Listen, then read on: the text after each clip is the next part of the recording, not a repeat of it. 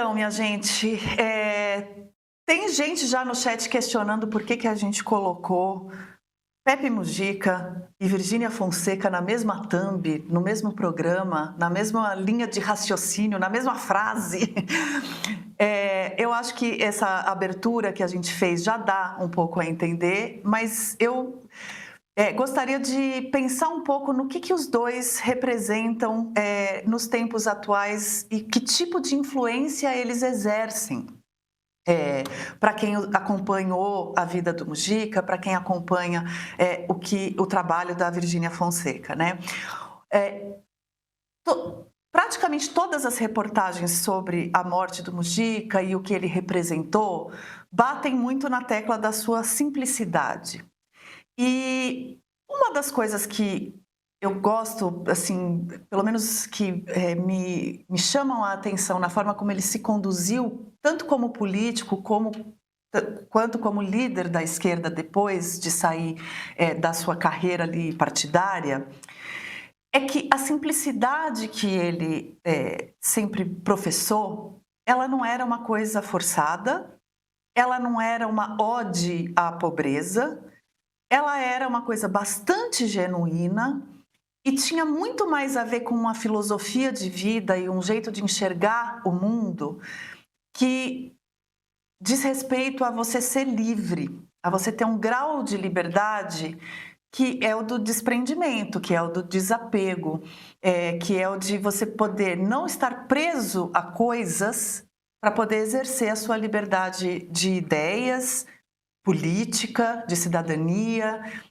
e todas as outras que você queira.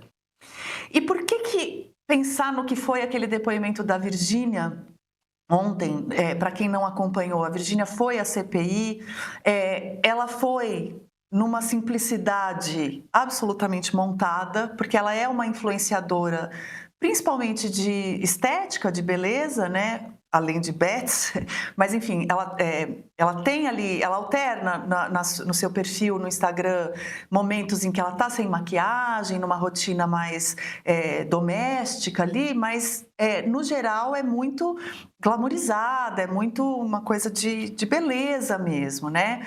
Então ontem ela optou aí nessa CPI, enfim, vestida com um moletom, que inclusive tinha a imagem da filha pequena, um óculos, um copão de Stanley, e tentando projetar uma imagem de simplicidade, inclusive, mas o teor do seu depoimento, para além do tom do seu deboche ali naquele depoimento, era justamente sobre uma ostentação, uma vida de ostentação. Era sobre estimular isso, inclusive, que é algo que ela não faz sozinha, vale dizer, mas o ambiente do Instagram, o ambiente das redes em geral e do Instagram em particular, permite e estimula isso, né? Uma vida de uma imagem muitas vezes não verdadeira, muito ligada a luxo, muito ligada a bens materiais para ser feliz. Então, esses bens materiais vêm de formas muito diferentes dependendo da influenciadora e do influenciador. Mas é no estímulo de jogue para ficar rico, jogue para sair das dívidas. Você não faz propaganda de jogo por dinheiro, por algo que não seja ultramaterialista, não é mesmo? E aí, a gente pensou aqui, né, antes de decidir a thumb do programa e o tema do programa, como é que a gente pode tratar desses dois assuntos? E surgiu, então, essa ideia de analisar o tipo de influência que a gente quer, que a gente deseja, principalmente quando a gente pensa que o Mujica, embora ele tenha sido um líder da esquerda, que foi inclusive guerrilheiro, que tomou parte em um grupo, aliás, ajudou a criar um grupo de guerrilha armada no Uruguai. Ele depois fez uma transição, depois de sofrer tortura, de ser preso e tudo mais na ditadura uruguaia, ele fez uma transição para a vida democrática, para a vida partidária e conseguiu não ser uma unanimidade, porque ninguém né? Mas ele conseguiu um grau de alcance, de penetração em outros grupos ideológicos políticos, que é algo muito notável e muito raro. E passou a ser um grande defensor da democracia, inclusive negando líderes da esquerda autoritários.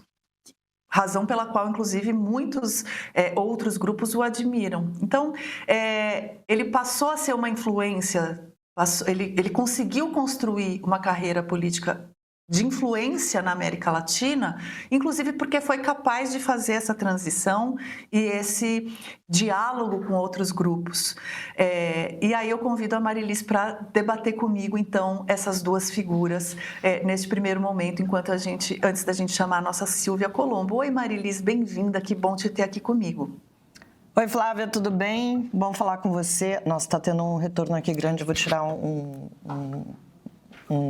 como chama isso? Gente, as palavras fogem da minha cabeça, uma coisa horrível. Mas olha só, vamos para os nossos temas de hoje.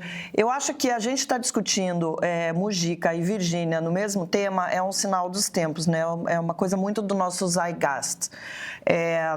São pessoas que, sim, influenciaram suas gerações, e o Mujica, muitas outras que vieram atrás, inclusive numa pauta que tem tudo a ver um com o outro, que é a questão do consumo desenfreado. Era uma crítica enorme que o Mujica sempre fez, e uma coisa que parece que a Virgínia não está nem aí.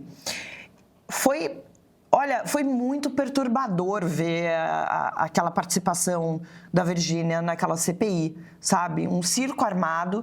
Eu acho que, como você mesmo disse, foi um look simplista completamente montado. Aquilo lá foi todo pensado, né?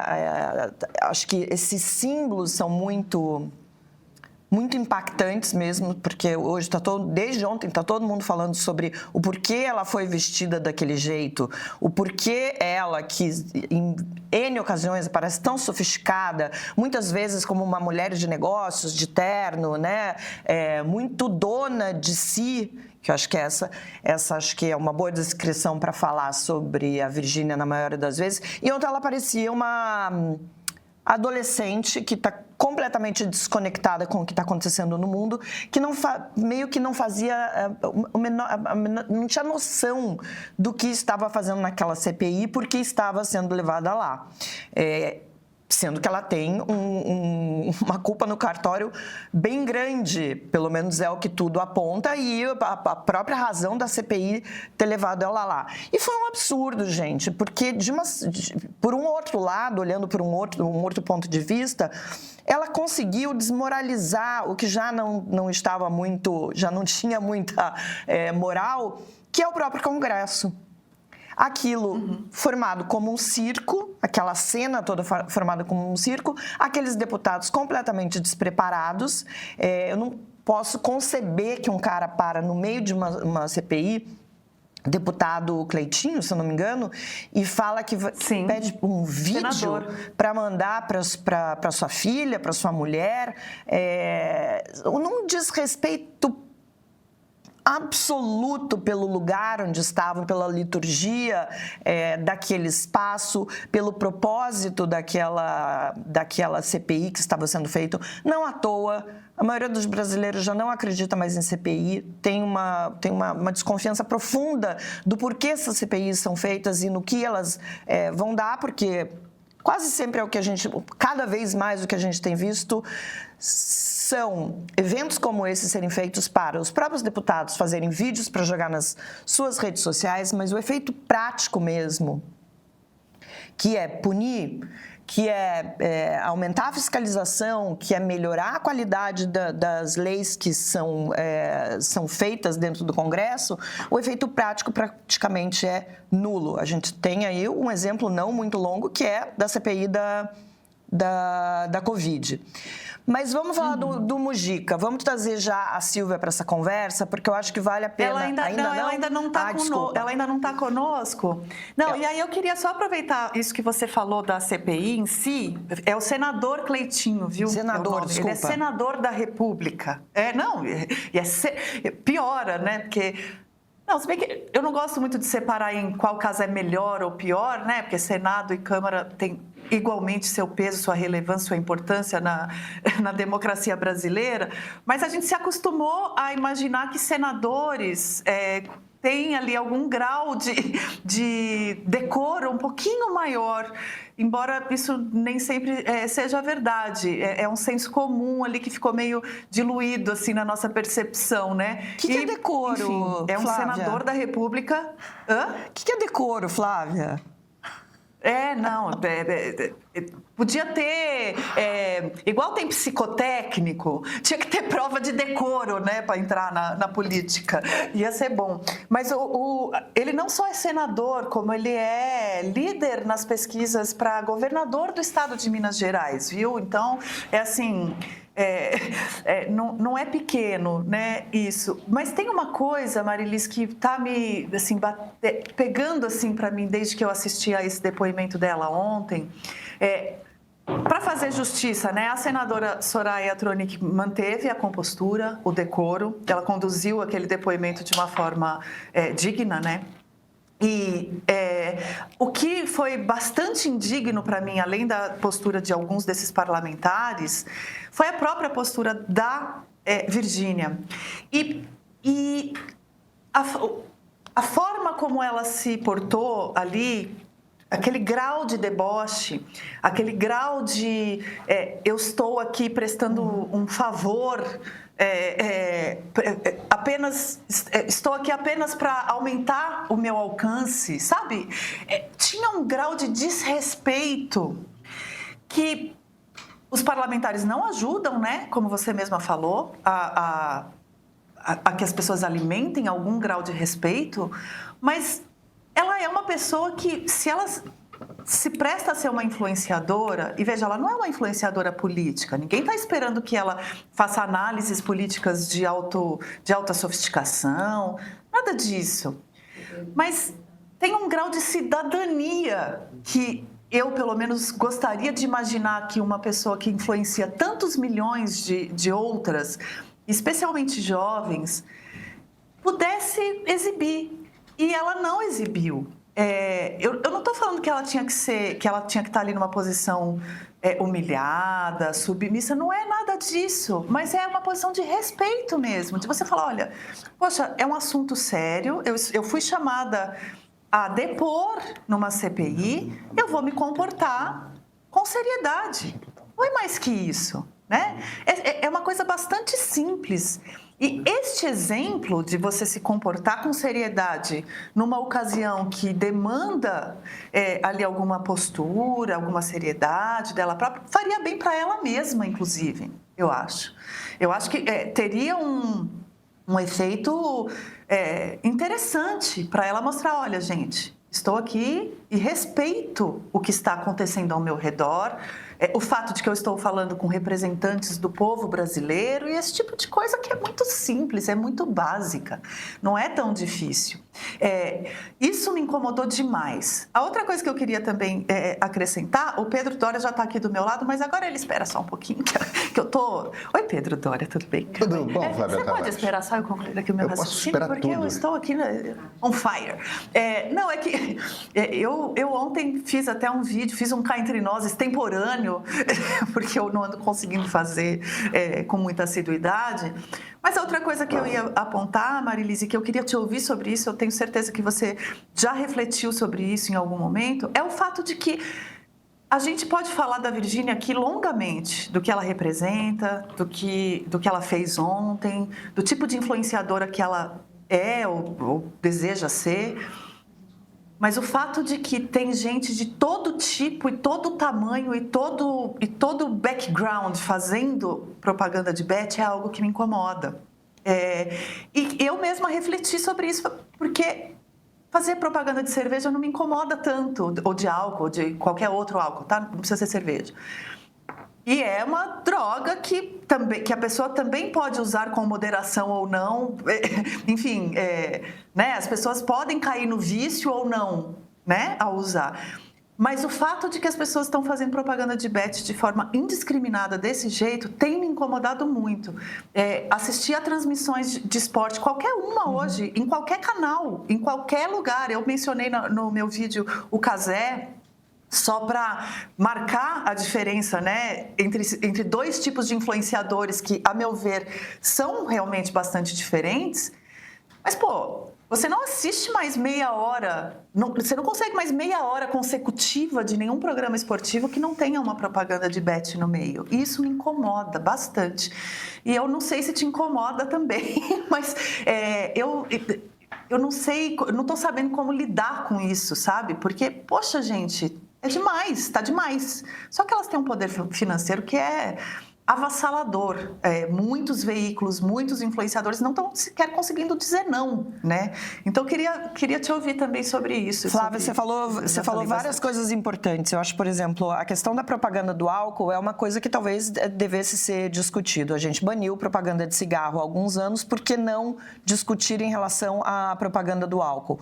O álcool é a droga que mais tem dependentes, estou falando de substâncias, é a que tem mais dependentes no Brasil. Você pega um estudo da Fiocruz, inclusive que o governo Bolsonaro quis deixar embaixo da cadeira, porque mostrava que o grande problema do Brasil é o álcool, não é a maconha, não é a cocaína, mesmo o crack ainda é consumido em menor quantidade. A gente tem um problema gravíssimo, um problema social, um problema econômico com o álcool. Então, assim, essa é uma questão. Os bets é uma coisa infinitamente maior.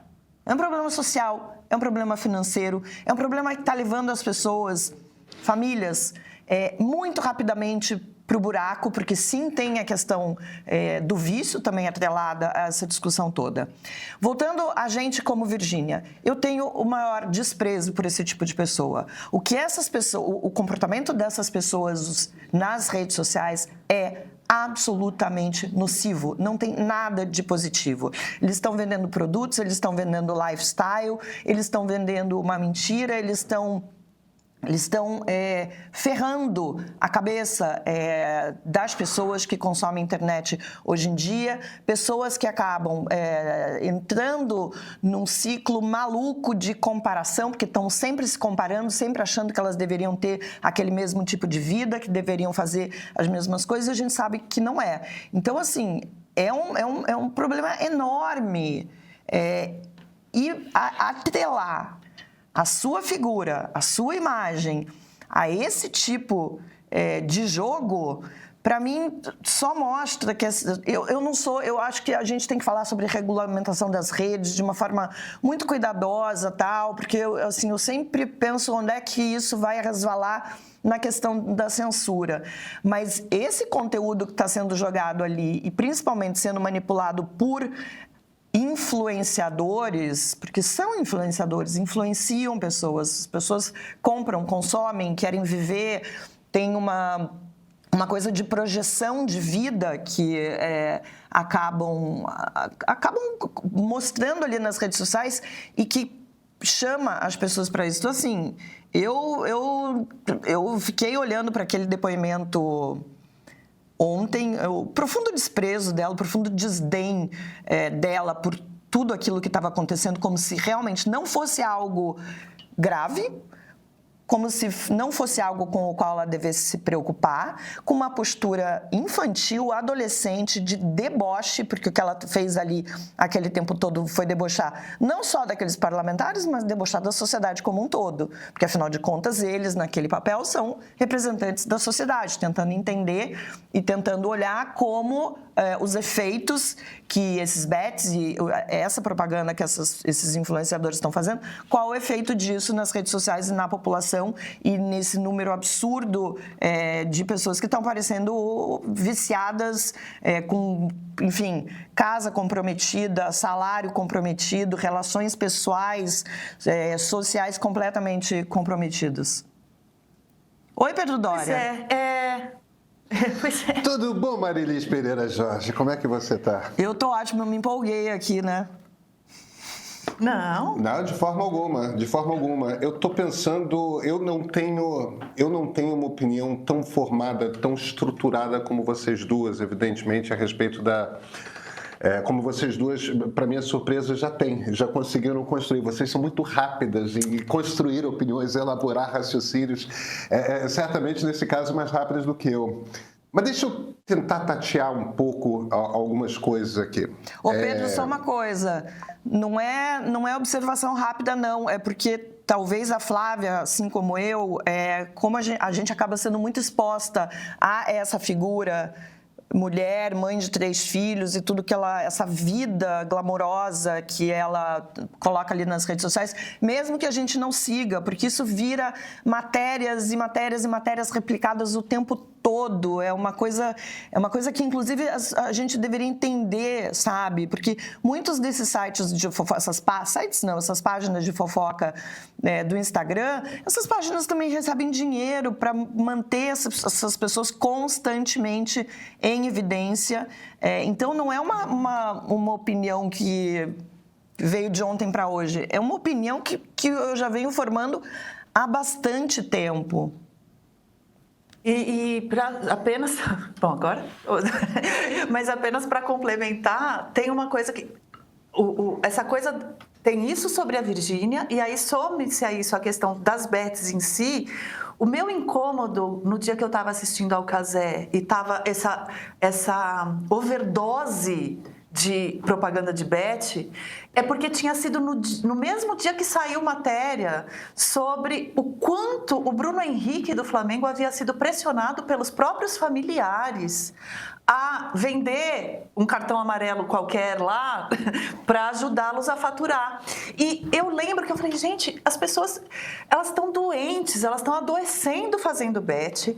Os jogadores de futebol, que são ídolos e milionários, e que a gente pode discutir se, enfim, o lado humano ali dele ter cedido a essa pressão ou não, mas o fato é que o irmão do cara falando, pelo amor de Deus, faz aí cava um amarelo porque eu tô precisando faturar.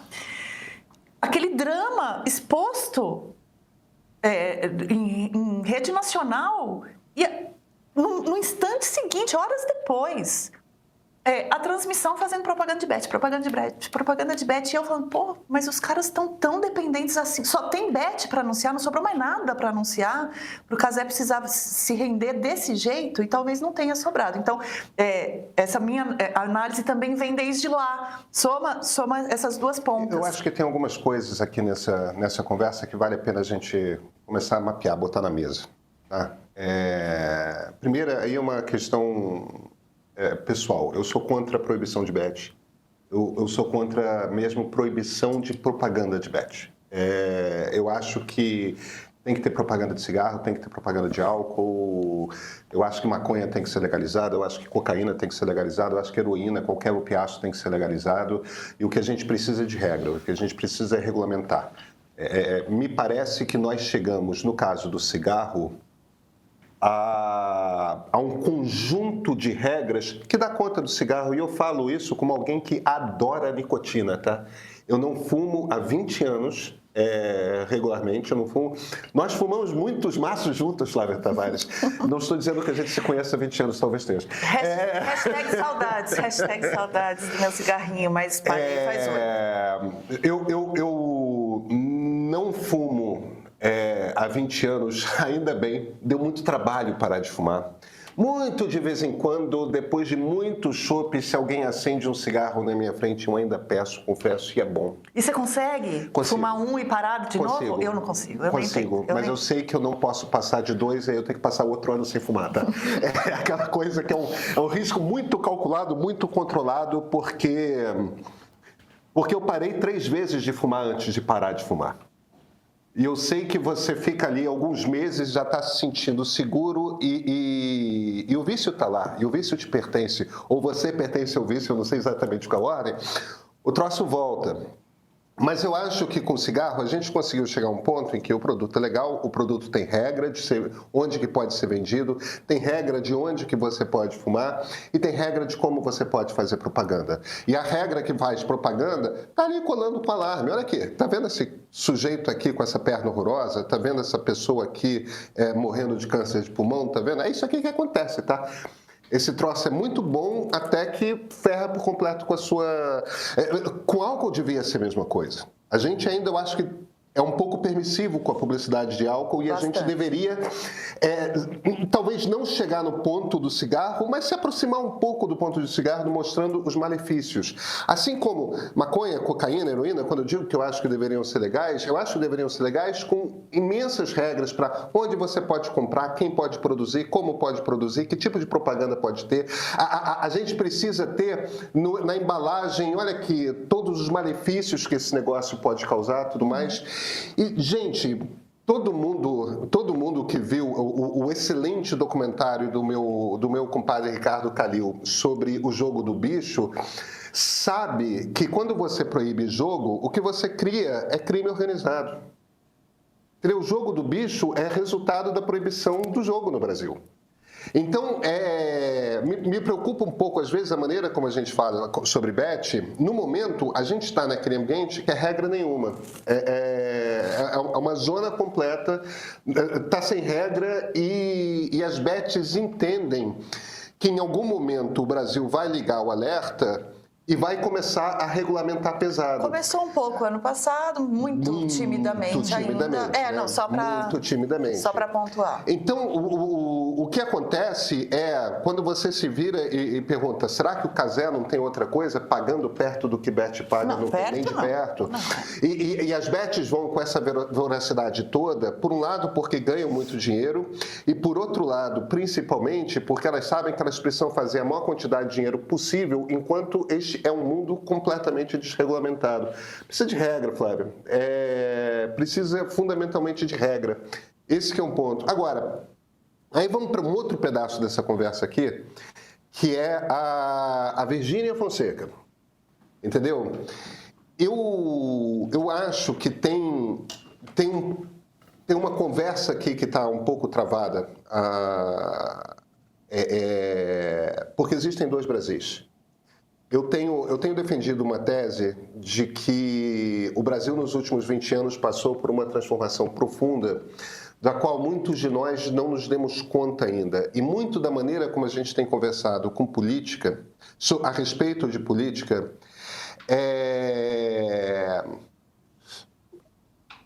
um dos pontos que eu acho que trava a conversa é que, durante toda a história da República e um bom pedaço da história do Império, o Brasil era o seguinte: Pernambuco, Bahia, Minas Gerais, Rio, São Paulo e Rio Grande do Sul.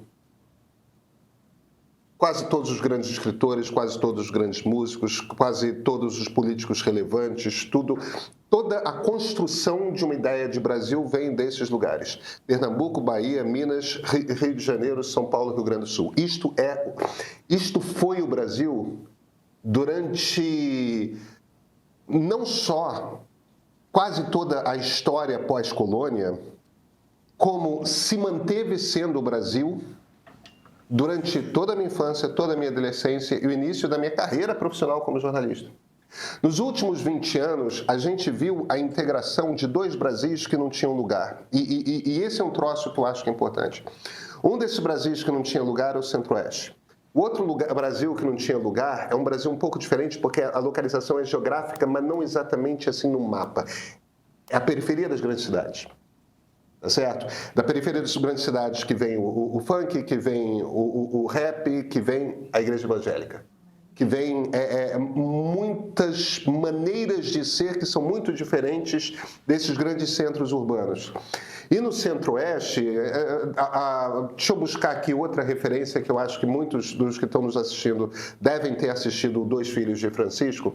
É aquele filme que conta a história da ascensão profissional, da ascensão do Leandro e Leonardo. Mostram o como que... Hã? Não, é do Zezé de Camargo e Luciano. É do Zezé de Camargo e Luciano, perdão, você tem toda a razão.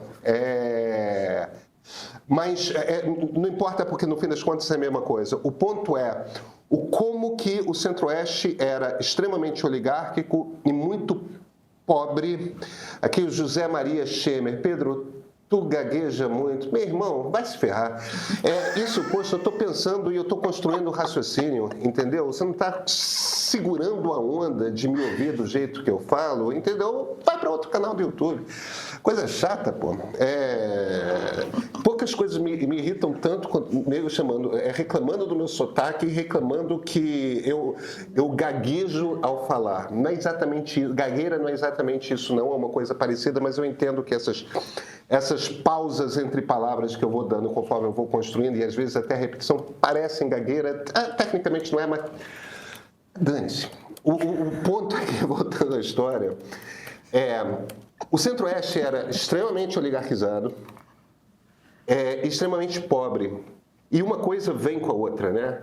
Em geral, quando você tem essas extensas camadas, ou quando você tem uma ausência de classe média, e você tem uma grande quantidade de pessoas pobres e aquele pequeno nicho de gente com muita grana e muito poder, em geral as duas coisas vêm juntas, você tem a estrutura que ainda explica um bom pedaço do Nordeste brasileiro, que já explicou o Centro-Oeste e não explica mais.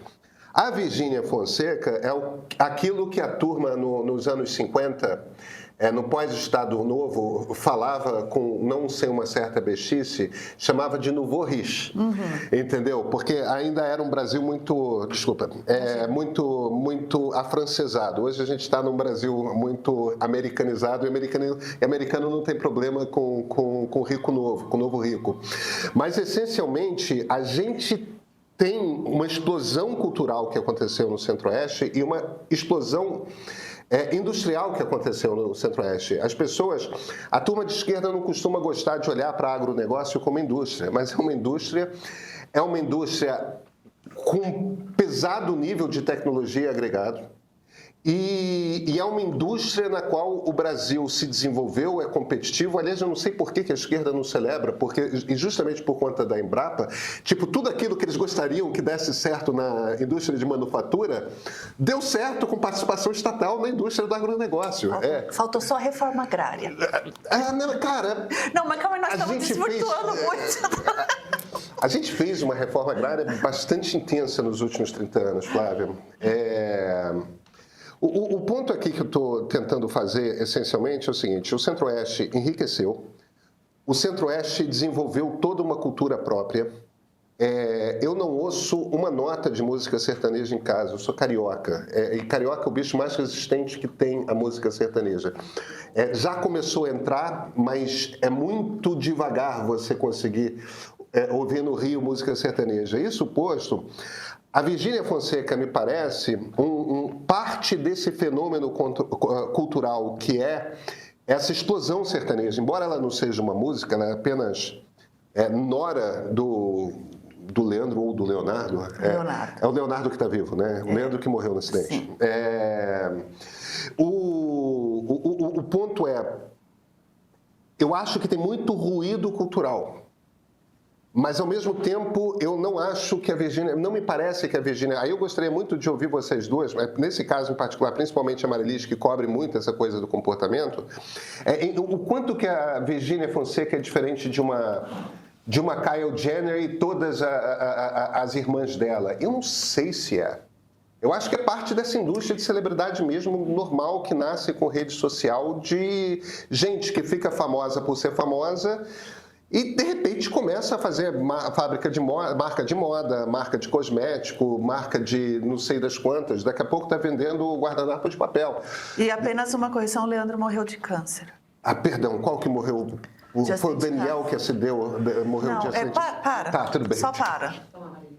Má. Ô Pedro, elas não são diferentes. E, assim, eu acho todas péssimas.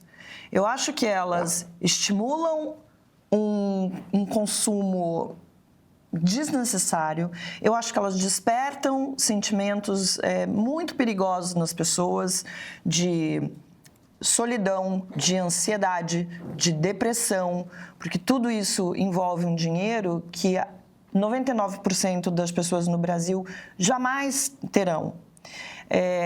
Esse negócio da Virgínia Fonseca postar, fazer posts dizendo, é um negócio que virou até meme. Eu me mimei. mostrando uma bolsa que custa, vou te falar que eu nem sei quanto, 50, 100, 150 mil reais. Isso não faz o menor sentido. Isso não é uma questão cultural. Eu cresci ouvindo música sertaneja, eu sou paranaense. Frequentei muito rodeio. E assim, não que eu ouvisse só isso, assim, tive uma educação musical muito variada dentro de casa. Estava vindo até para cá hoje, entrei num carro de Uber e um motorista muito jovem estava ouvindo Rush, que é uma... Pois é, ó, Pedro, que é uma banda que eu gostava muito, mas então é isso. Eu sou do sertanejo, do Rush, da Madonna, agora, enfim, nem era muito fã da Lady Gaga, mas gostei do show da Lady Gaga. O que a Virgínia é parte de um fenômeno mundial, não acontece só no Brasil, que Kylie Jenner, essas outras aí, Kim Kardashian, todas elas são...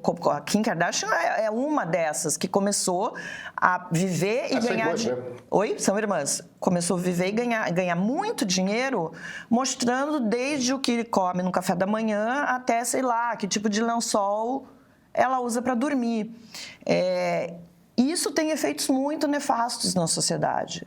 Um aumento do consumo, que a gente já vamos chamar a Silvia para conversar com a gente, que é uma das coisas que o Mujica criticava tanto, é uma delas. A gente fala tanto de colapso do mundo, de crise climática, de rever consumo e tal, mas essas pessoas estão ali na ponta justamente incentivando tudo isso que ficamos nós aqui pequenininhos criticando, dizendo que a gente precisa rever. E olha, só para não passar... Eu concordo com você, eu sou a favor da legalização de todas essas coisas. Maconha, heroína, MD, cocaína, desde que tenha regras, né? Nada pode ser feito sem regras. E a coisa dos jogos é a mesma coisa. Mas o que a gente tem visto é que esses jogos apareceram, essa avalanche de jogos aí, sem regulamentação nenhuma, sem que as pessoas saibam exatamente com que empresas elas estão se relacionando, que tipo de empresas elas são e que se essas empresas estão obedecendo regras de atuação, coisa que parece que essas empresas às quais a Virgínia estava ligada, parece que não, parece que era simplesmente um buraco para que as pessoas afundassem e só perdessem cada vez mais dinheiro.